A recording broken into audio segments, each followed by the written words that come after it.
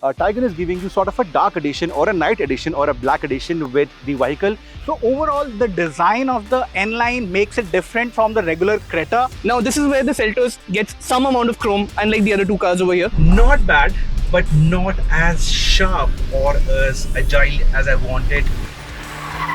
Even the gear action is very light. It's very smooth, limited body control even in a mid corner. At lower RPM in traffic conditions, you need extra gas. They have played with the suspension for the N9 version. 19-20 का फर्क होगा. It's pretty much sorted. The monsoon refuses to go. We are in September and yet it's pouring in the northern part of India, and hence this umbrella. Excuse me for this.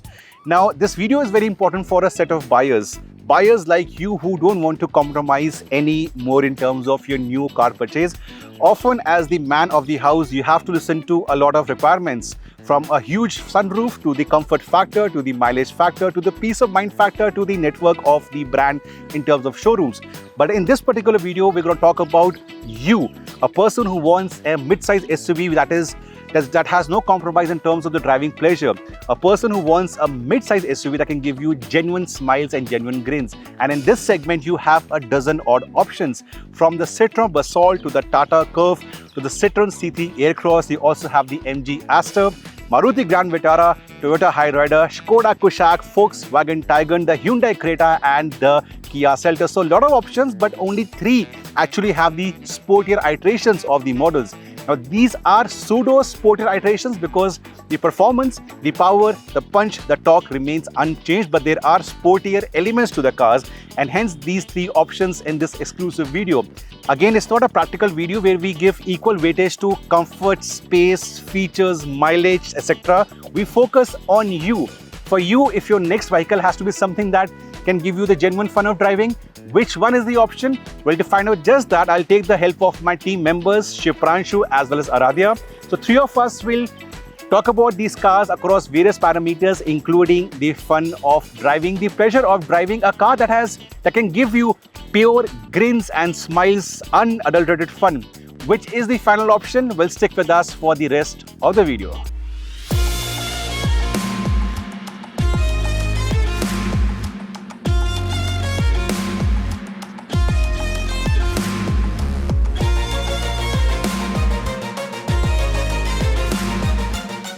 For the comparison, I'll be batting for Volkswagen with the 1.5 Taigun GT Plus Sport, Shipranshu with the Creta and Aradhya with the Seltos. First of all, the pricing and the engine options. This one, the GT Plus Sport, only comes to you with the 1.5 TSI engine, known for the punch and performance, mated to a manual or a 7-speed DSG. The DSG is the pick of the lot. Pricing wise, it is the lowest, one of the lowest in the segment, 17.5 for the manual and 18.7 for the DSG. Again, only one version on offer. Shipranshu? So for the Creta N-line, you get a single 1.5 litre turbo petrol engine option, but you get 2 variants, the N8 and N10.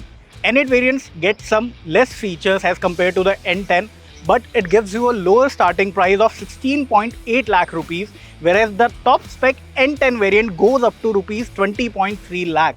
But for the N-line, you get a 6-speed manual and a 7-speed DCT gearbox on option. Before we move to Aradhya, a recap: both these cars only have a petrol, both manual and automatic. Aradhya, what about you? Well, like Manisha pointed out, the Kia Seltos gets a slight edge in terms of powertrain options. You get both petrol and diesel options here. Unfortunately, no manuals on offer. And in terms of pricing, it begins from rupees 19.6 lakh and goes all the way up to 20.44 lakh. And the top end versions are priced almost similarly. So interestingly, diesel or petrol, the top spec versions, the pricing for X-Line is almost similar. So that's about the pricing and the gearbox options. Diesel zarur hai in the X-Line, but no manual for you gear shift lovers.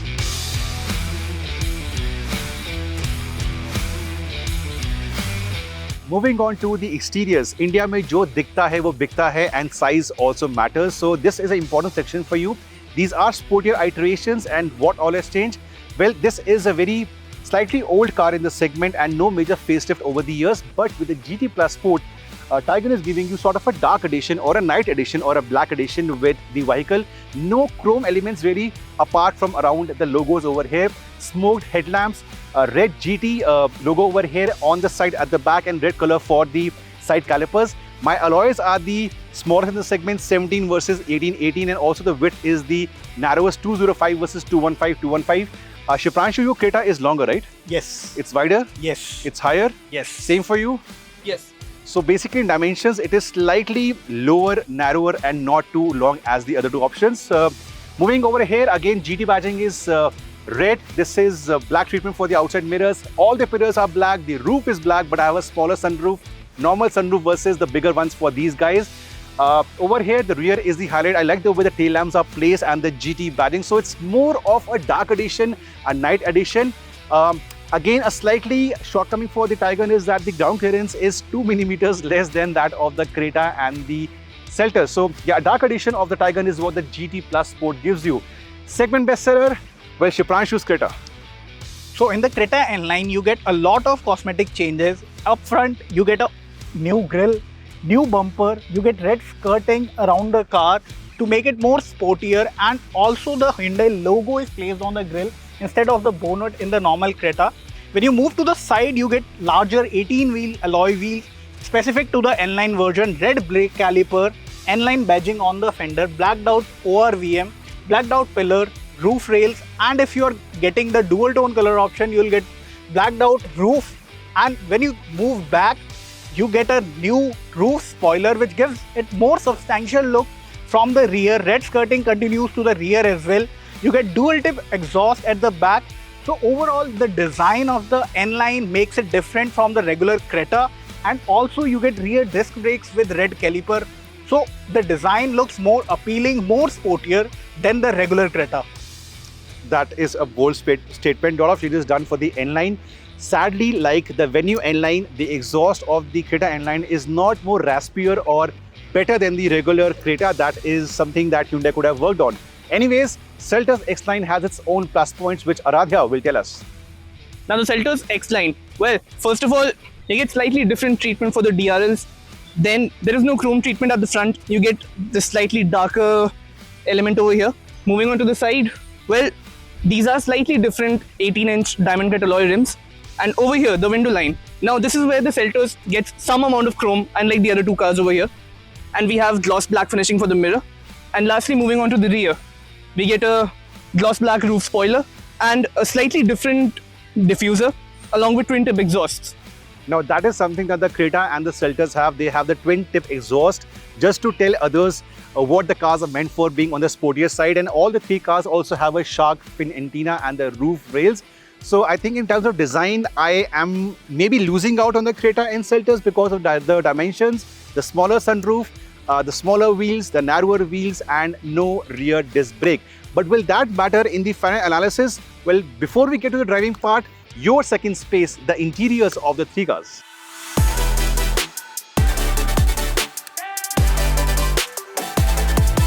Now the interiors of the GT Plus are like the exterior in terms of the treatment. This is a darker or a blacked out addition on the interiors in terms of the color combination. Very few places we have the chrome or the aluminum factor coming in around the door handles. This is the brushed aluminum factor, silver inserts on the steering wheel, but that's about it. We have the GT Plus Sport, so GT treatment for the seats in terms of the upholstery, the GT badging and the contrast stitching for the seats and for the steering wheel. It is on the lower side in terms of pricing after you factor in the discounts in place at the dealer level, which are more than the Creta and the Seltos. So effectively, the on-road price will be on the lower side. I love the speedometer console, the way it looks like, and the separate display over here for the other two cars. Both the displays, both the screens are actually sort of integrated into one unit. Space-wise, it might be smallest of the lot, but it's got the longest wheelbase of the lot as well, and that shows in terms of space. I stand 6 feet tall. I can see the edges of the bonnet, so visibility is nice. The window sill is on the lower part and no cost-cutting measures on the inside. It feels solid. The moment you close the doors, you have that third coming in, the reassuring factor coming in. Of course, smaller sunroof, but this helps to get a sense of airiness into the cabin. Volkswagen is not showing off the audio system in terms of the branding or the brand that the speakers on the audio is made of, but it sounds pretty good in that terms over here. Touch panel for the AC, which works pretty well. You place to keep your mobile phone. Wireless charging is here as well. Your cup holders and everything. So it misses out on ADAS, on a HUD or a better sounding audio system. But apart from that, features are up to the mark in terms of the competition. Very, very important. The front, both the seats are powered, but in the Creta and Seltos, the co-driver seat is not powered. So plus one to the Taigun for having a powered co-driver seat as well. Space at the back, I'll do one thing. I'll place this for my driving posture. I'll go at the back to show you space at the back for your family or your friends. Although not very important for a driving enthusiast, but we still thought of showing you in case you want to use your sporty SUV as a chauffeur-driven car. This is what the Taigun has to offer. The front left seat in all the three cars will be all the way ahead and low, and as a 6 feet tall person, I can cross my legs and I can take a nap on the move. Very much possible. How are things in the Creta and the Seltos? Let's find out. So on the interior of the Creta N-Line, you get a lot of similar features like the regular version of Creta. So you get a dual zone climate control over here. You get knob controls and button controls over here. You don't get touch-based control like you get in the Taigun. And you get a connected screen. Both are 10.25-inch screens with wired Apple CarPlay and Android Auto. You get wireless charging over here. You get a Type-C charger. You get a USB charger, a 12-volt charging socket. So you get a lot of features inside the cabin. You get electric parking brake, which is not available in the Taigun. You get auto hold function, 3-spoke steering wheel, but it's not a flat bottom steering wheel. And in the manual version, you don't get pedal shifter, but in the DCT variant, you get pedal shifter and traction mode as well. In the Creta N-Line, you get front ventilated seats. The driver seat is power adjustable, but the co-passenger seat is manually adjustable. If we talk about the design, you get all black theme inside the cabin. The seats are black leather material. You get red stitching and red elements on the seat, similar to the exterior to make it more sportier. You get N badging on the seats. So overall, the cabin feels nice. It gives a nice vibe. You get a good ambience due to the big panoramic sunroof. Let's sit on the back seat and see what's the space over there. Equally good experience in the Creta. Plus points being that as compared to Taigun, you have a bigger sunroof, so the airiness. Also, you have these soft pillows from Hyundai for the N-Line, and they do make some of difference over the Taigun. Like the Seltos, you also have the window shades, so plus point over the Taigun definitely. In case you want to use a Creta as a chauffeur-driven car, it will make you feel more comfortable than the Taigun. Now, in terms of features, while the Creta and the Seltos are pretty much neck to neck, with the exception of a few features of course, it is over the Taigun that the Seltos has a bigger hand. The Seltos gets a proper tyre pressure monitoring system. This is very different from the one on the Taigun, which showcases only tyre deflation. This one shows me tyre pressure on all four ends. Then I also get 3 drive modes and 3 traction control modes. And as for over the Creta, well, the center console treatment. Now I get these buttons over here. There are no touch controls here, which honestly I feel make a lot of sense. And they not only look premium, but they feel very premium as well. And over the other two cars, I get a head-up display. The sound system. The Creta and the Seltos, they both get the same Bose 8-speaker sound system, which sounds fantastic. There's a space over here, which you can use in case you want to ever hide your stuff, you know. I get electric parking brake with auto hold. Now this is there on the Creta as well, but not on the Taigun. And last but not the least, I have one-touch power window function for all doors. Like the Creta, again, a bigger sunroof gives you sense of airiness, and sunshades over here. No soft pillows, but you can purchase that from the market. However, from an owner's perspective, this different color for the seat and the door pads makes it feel slightly more upmarket as a rear owner point of view as compared to the Creta. So for chauffeur-driven experience, I think the Seltos is the best to give you that important factor that your money has been spent well.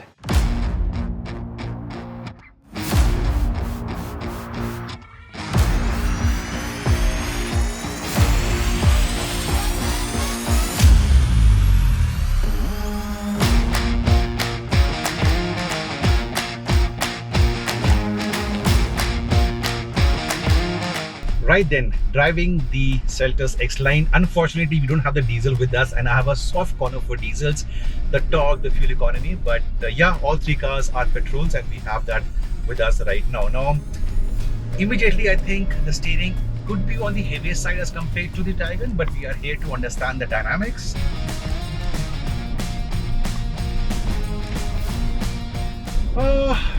Not bad, but not as sharp or as agile as I wanted the Seltos to be.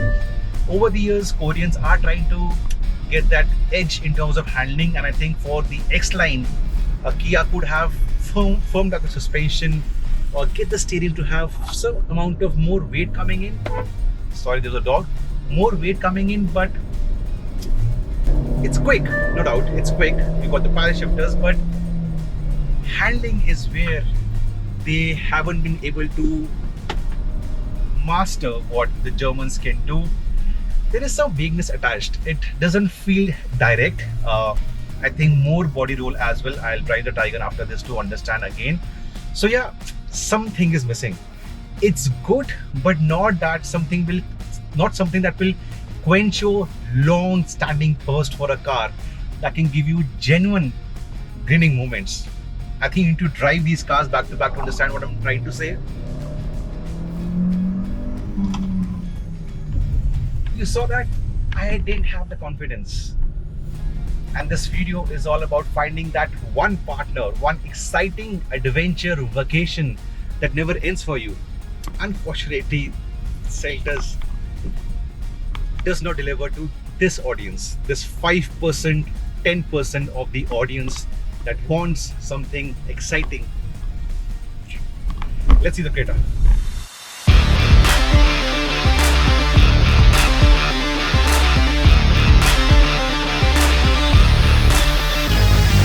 It's supposed to be 3-car comparison, but let me get you a few things clear. The manual has a small slight issue. It's for stick shift lovers, it is very nice, but the issue is that at lower RPM in traffic conditions, you need extra gas. You just can't ponder around in traffic at lower RPMs in the manual in the second gear. That is a slight issue I faced, even Shipranshu faced, even Deepak faced. So we're taking a manual. Just be careful that when you are getting back from work after a long day at work towards your house in traffic conditions, it will test you to be at a higher rev or in the first gear at crawling speeds. But that aside, this video is about enthusiast and how does the manual behave. Nice. The manual is not an option in the Seltos. So if you're an old school user who wants to have the fun of a manual coming in, that is not the option available with the Seltos, but with the Creta, definitely yes.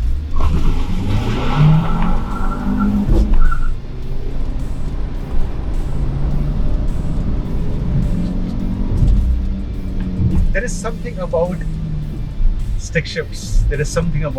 Of course, practically speaking, I still recommend to go for an automatic, but if you go for a manual, you will be happy when you want to be happy. You will be happy when you want that punch coming in immediately. When you want the control, you are on cards going uphill or downhill using all that engine power, you will be happy.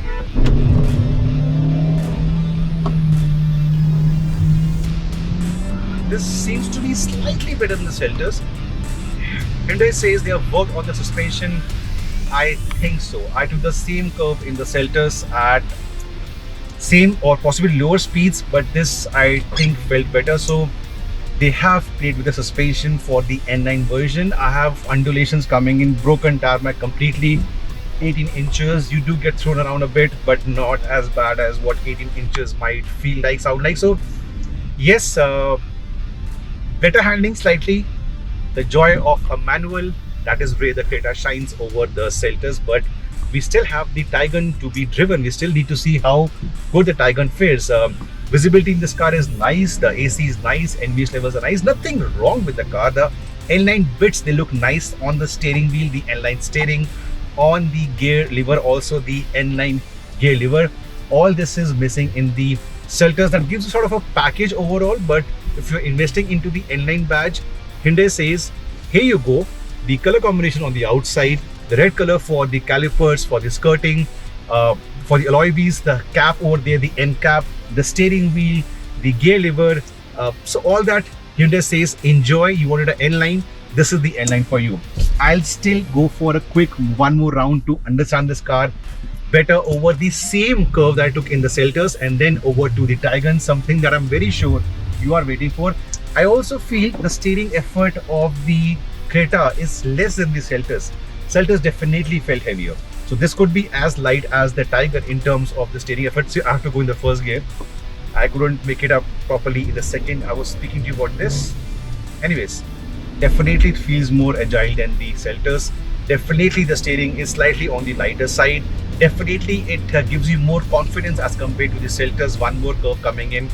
if I attack it the way I want it to take the line, it takes. So from this video point of view, the sportier point of view, handling point of view, this seems to be having an edge over its own sibling. Yes.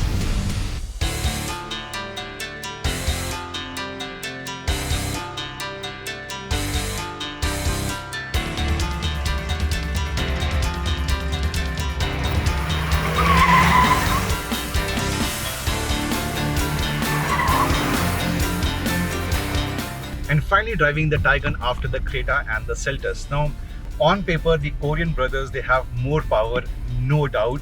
But I think outright performance of all three cars is pretty much sorted. 19-20 ka farak hoga. It's pretty much sorted. The difference is in that, again, all three are dual clutch automatics. The difference is in the responsiveness of the automatic. DSG will still deliver you quicker gear shifts with lesser lag. Again, paddle shifters are also there in the other Korean offerings. Paddle shifters are also over here. This does not have the traction modes or the drive modes, but it's got the sport mode. You flick the gear lever to the back, it goes into sport mode. Interestingly, they have given the option to sort of take off traction right from over here at a touch of a button very easily. So they possibly want you to enjoy the car, and you have a handbrake coming in for possibly in a safe location getting the rear out. So all these are geared towards giving you a more enthusiastic driving experience. 17 inches, they don't rob you of ride quality. I've seen that in the past, and hitting breakers, they don't rob you of the ride quality. No disc brakes at the back, but braking I think is pretty good. What this car is meant to do is make you enjoy it. Driving normally, sorted, light steering, excellent visibility, no two ways about it. But when you want to go fast, you want to enjoy the car, like on the set of twisties. Sounds nice and does what you want the car to do. It takes that line in such an effortless manner with limited body control, even in a mid corner. I'm doing this, no traffic around. It's got lesser body roll, it's got more confidence, and that is what matters. You know, power is nothing without control, and the control comes in over here. Of course, both Hyundai and Kia have worked a lot on getting the handling sorted over the years, no two ways about it. But if there has to be one distinctive winner, it is, till now, like always, the Taigun. Kushaq also, but we don't have the Kushaq with us right now. So these Germans, they have mastered the art of getting it perfect. From a driving enthusiast, quick U-turn over here. Even the gear action is very light. It's very smooth. We have the automatic, again lock to lock. Here we go. The grin, that smile, natural grin, natural smile is very much possible in the Taigun.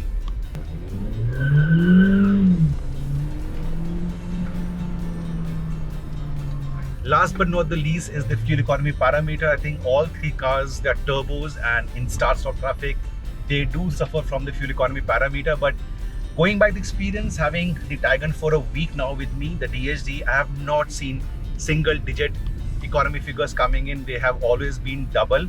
So I think in real world driving conditions, the Taigun might be slightly more efficient than the Creta and the Kia Seltos. Before wrapping up, the Taigun gets 17 inches as compared to 18 for the other two options, and it also gets 205mm tires as against 215 for the other two options, but it makes up with a longer wheelbase, and somewhere at highway speeds, at triple-digit speeds, the longer wheelbase definitely will be rewarding, will come handy in terms of the confidence that this car will offer you. Crosswinds, overtaking, commercial traffic, not an issue, says the Taigun. And that brings us to the end of this video at Leopard Trails, just outside of Gurugram. The road behind me and some traffic today, so ignore that. Time for the verdict, something that even you have been waiting for, and here is what we feel about the three vehicles. First of all, the Kia Seltos. Upmarket, quality laden and premium feel, that is what the Seltos offers you. However, for a true enthusiast, for an old school person, there is no option of a manual. And in terms of handling, it is not up there with the other rivals, even if by a very small margin. Don't get me wrong, I'm in love with the Seltos as an all-rounder in the segment, but this video is about you, for a passionate driving enthusiast. Creta, segment leader, and for the right reasons. For the common man, for a typical Indian buyer, it ticks all the right boxes, and that is why sales have always been higher than other rivals, and the rivals are a lot in the segment. That is saying a big thing. However, in terms of the driving dynamics and the behavior, and for you, plus points, well, you have both a manual as well as an automatic, no manual in the Seltos. And for a lower starting price, for value-based options, the N8 is really very good in terms of the entry-level pricing. Also, slightly sharper handling as compared to the Seltos behind me, and for your daily usage, the steering is slightly on the lighter side. That brings me to the Taigun and a smile on my face, and for the right reasons. First of all, dealer level discounts, I have told this to you before also, dealer level discounts are highest as compared to the Creta and the Seltos, so value deal is definitely there. And the only thing missing in the Taigun are a few creature comforts and a few safety aids like ADAS, but it makes up with the crash test rating, 5-star crash test rating, as against lower or not out yet for the other two options. Sharper handling, DSG M1.5 combination is excellent, and again the all black treatment works very well. Driving all these three cars back to back on this road behind me, around this area behind me, has revealed that even if by a small margin, the German offering even today after so many years is a better buy for people like you in the market. Once again, as an overall comparison had been there, I would have picked the Creta or the Seltos. But for you people who want this on your face every single time you get behind the wheel, it has to be the Taigun. What is your pick, your option from the three cars, and why? Let us know in the comment section below. And for adventure bikers out there, we are coming up very soon with an exclusive video between the new Himalayan, the Triumph Scrambler 400X, and of course the updated USB Adventure. The winner, well, we'll decide that in the same environment in a few days' time. For the video, you know what to do. Subscribe and do hit the bell icon as well.